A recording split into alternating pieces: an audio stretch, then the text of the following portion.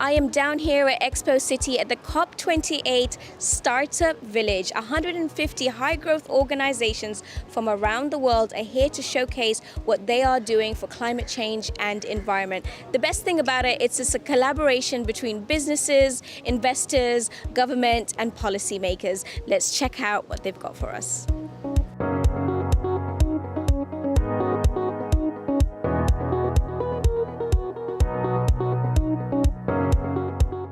I'm here with the CEO and co-founder of Gecko Robotics, Mr. Jake Lusrarian. Tell us a little bit about your organization. Great to be here. Thanks for having me.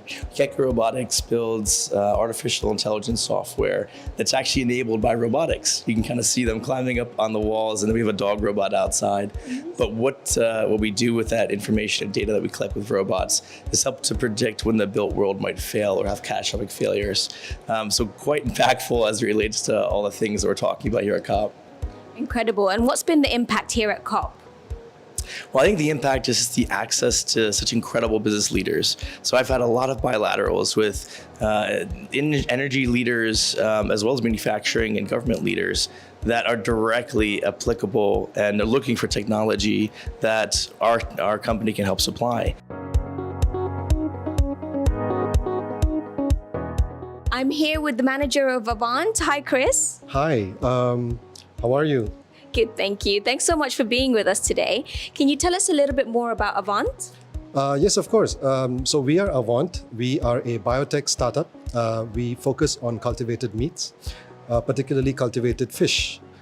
We have a couple of bases around the world, one in Hong Kong and one in Singapore. Amazing. And tell us a little bit about how biodegradable fish and the cultivation of it is contributing to a more sustainable world. As far as sustainability is concerned, now we know that our seas today are overfished, and we also pollute the seas a lot. So these fish are also eating the same pollutants that we throw into the sea. So what we have done with our fish is we don't have any of these pollutants in our products. We don't have antibiotics, we don't have microplastics and heavy metals.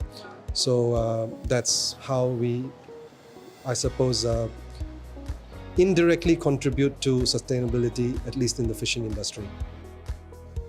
I am joined by the CEO and co-founder of Living Carbon, Maddie Hall. Maddie, thank you very much for joining us on the show. Of course. Thanks. Can you tell us a little bit about Living Carbon?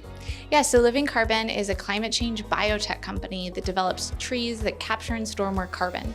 So you can actually see the trees behind you right here. They're photosynthesis enhanced trees that grow faster, capture more CO2, and do well in high temperature and drought conditions. Oh, incredible. And how is this contributing towards a sustainable world?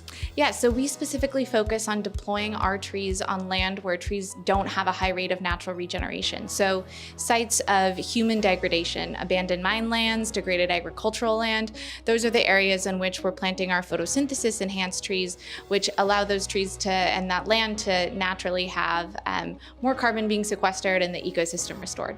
Incredible. And what's been your experience with COP28 so far? How are you finding it?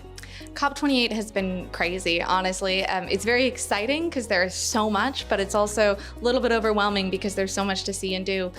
We came to COP because we really wanted to understand what the international demand for our trait and technology looked like. So getting a sense of what's the most important when thinking about tree planting on degraded land, what traits and technologies is the international community, and especially the Global South and Middle East, very interested in us working on. And we've learned a lot about the importance of drought resilience in the type of trees and technologies that we develop in the future. Once again, the UAE's commitment to technology and innovation remains unprecedented, with the very own Startup Village showcasing 150 high-growth startups from around the world that are combating environmental, climate change, and many, many more right here at COP28 in Expo City, Dubai.